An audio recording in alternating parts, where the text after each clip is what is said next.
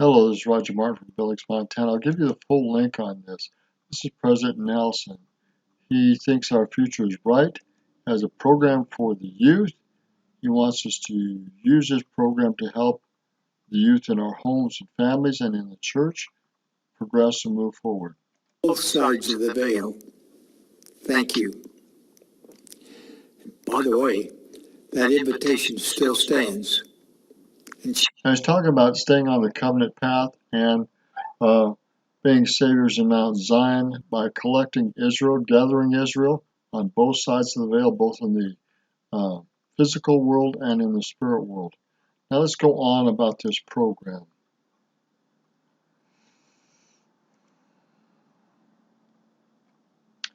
Russell Ballard talks to sisters about this, and this program for the youth has been tested worldwide. Give inspiration in leading their class or quorum. You may have questions about these new efforts. We have asked President M. Russell Ballard, acting president of the Quorum of the 12 Apostles, along with other general officers, to provide additional details that might be helpful. Anyhow, let's get into some of those details. This is Brother Ballard. January 1, 2020. We'll discuss. So this program will officially be fully implemented January 1st, 2020. More information is coming out in November and December, and we will start using this in goal-centered relationships in our families, with our youth. Parents should be able to help and support them in these goals, and they should be able to do some pretty exciting things. They give several examples of this. Develop. He cares about this talent I'm doing because he knows I'm doing something that makes me happy.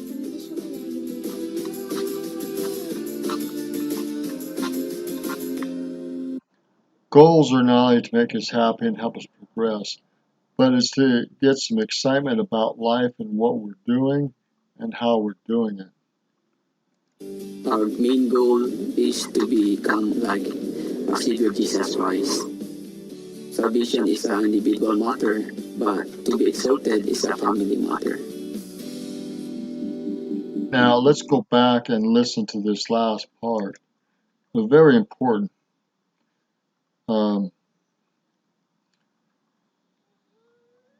Exaltation is a family matter.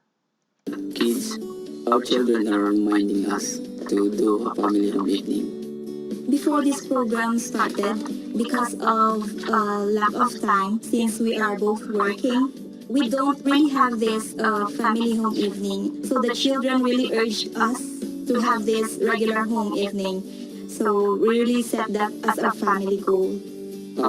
Now remember, not only should we have individual goals, but we should have family goals. And the children should be part of those goals as well as the parents. Main goal is to become like our Savior Jesus Christ. Salvation is an individual matter. Salvation is an individual matter, but he says exaltation is a family matter. But to be exalted is a family matter. Very powerful. Let's go on to some further steps here.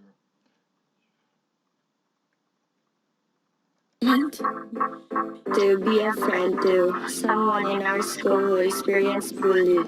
I wanted to help the people and the children who suffers poverty. I made a goal to be a better cook. Reading the Book of Mormon. I'm trying to work on my grade. Take one down. Now, some of these are some of the goals that the youth have chosen to do. Let's go on here even further.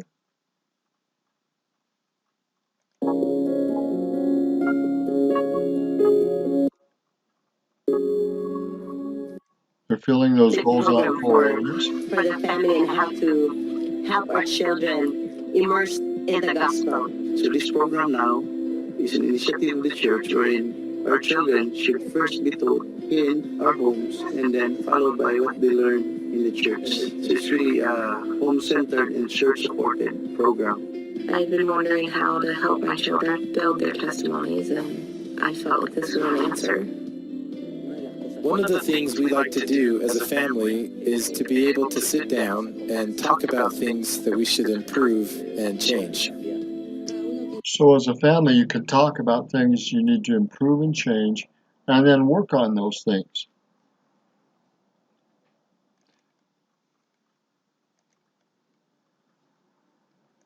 As important as parents are, church leaders are critical also. Primary young women and young men leaders and teachers, your support is vital. Some youth and children may not have the direct support of parents and families. They'll need the extra care and attention from their church leaders that you can provide. You provide that guidance and encourage these youth and children to grow through their shared gospel study, help them participate in the service and activities, and lovingly minister to them as they set their goals and accomplish them. Thank you very, very much. Now, let's go on further. I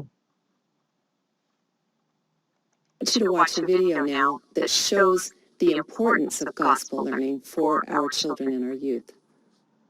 With this new program, and Come Follow Me, we can have hope that they will be more strengthened to face adolescence and Now, both Come Follow Me is a gospel-centered program out of the home, and this, which is out of the home for the youth and the adults, are both family-centered. They're both out of the home, and they're both supported by the family and the church.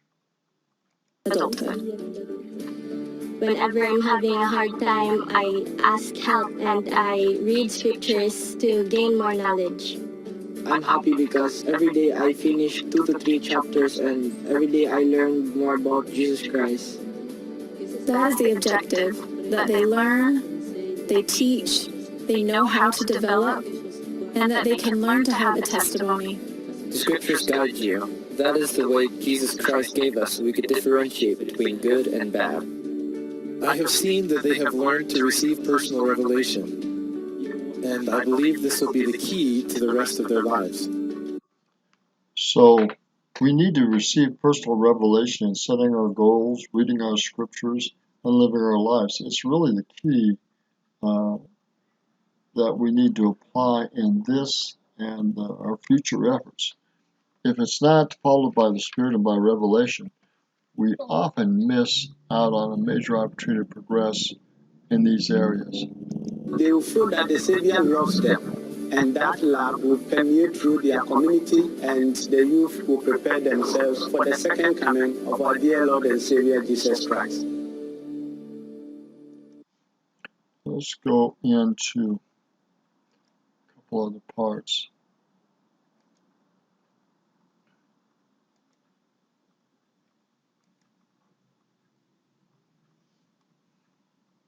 personal development. This is an exciting time. Now you've got gospel learning, you've got service and activities, you've got personal development, and they're all interconnected. If we can get to that place where, I think this is it.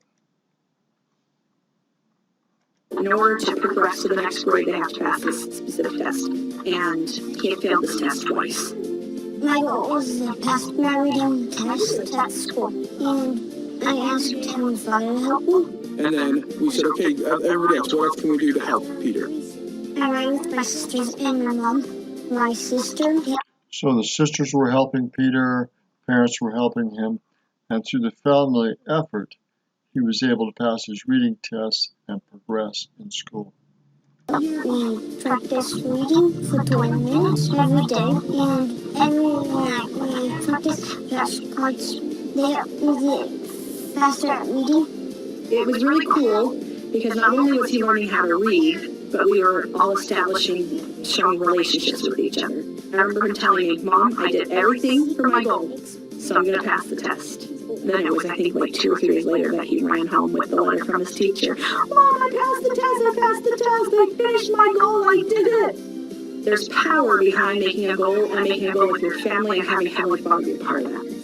I would say my grandfather helped me pass the test, This simple action of reading has created a deep love and a deep connection to him that I couldn't have foreseen because of a goal that he set at the kitchen table.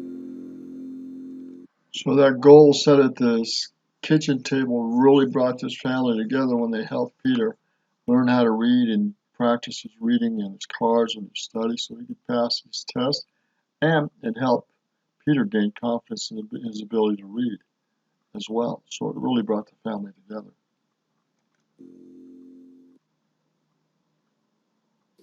Brothers and sisters, we sure learned a lot from Peter, didn't we? Now, our achievement programs have a long and wonderful history. The need to progress has not changed, and it will continue to be there. The significant difference from the past programs to now is that you will have an opportunity through personal revelation to choose what you need to do in your life to better follow the Savior and how you can progress and get better in the things that are important to you as you progress along the covenant path. Children and youth have agency, and we can decide what we need to do. Now, agency is the ability to choose and grow in those choices. Let's go on here. I'm going to give you the full link to this whole presentation. There's much, much more to it. Worldwide Child and Youth Program. You'll be using the same program. However, we have traveled throughout the world to be with you, and we know and we understand that cultures and circumstances are different all over the world. Therefore, this program is adaptable. This program may be adjusted and will be different based on where you live and your family circumstances. Sister Bingham, please share with us a thought or two on how this can be adapted. You know, President, it's important to know that this program can be adapted to individual needs. You know, I think we all want the same things for our children, don't we? We want our children to be happy. We want them to grow to become their best selves, to fulfill their divine potential. But we know that circumstances and available resources vary very much throughout the world, and we need to adapt according to our own situations. For example, activities for children and for youth may not be able to be held weekly due to travel restrictions or safety or other considerations. And of course, personal goals will vary depending on the person and their location and their circumstances. I think each family and each church unit can find inspired ways to adapt the program to meet their local needs. That's really the key. And this is a worldwide program, by the way. Anyhow, I'm going to give you the full link to this. Many, many more things in it. As I look at my notes, I say pick an area. How are you growing? Again, the Luke 2:52. Jesus increased in wisdom and stature and in favor with God and man. A powerful verse. We're looking at gospel learning, service and activities. We're going to do bigger groups on the service activities every other year. And you can also have other mentors besides those in your family or in your church. Remember, to gather and to have fun and to grow. Well, that's what they want to do. The FSY conference is going to be held every other year. And remember, the youth are supposed to learn how to lead in planning and follow up with that planning. This will help them grow in leadership and in their confidence to lead, not only to achieve these goals, but to help others in their quorums or in their groups achieve these goals too. Personal revelation is going to be a key to this. Motivation and recognition is going to be important. But support and help from the family and the church is going to be important.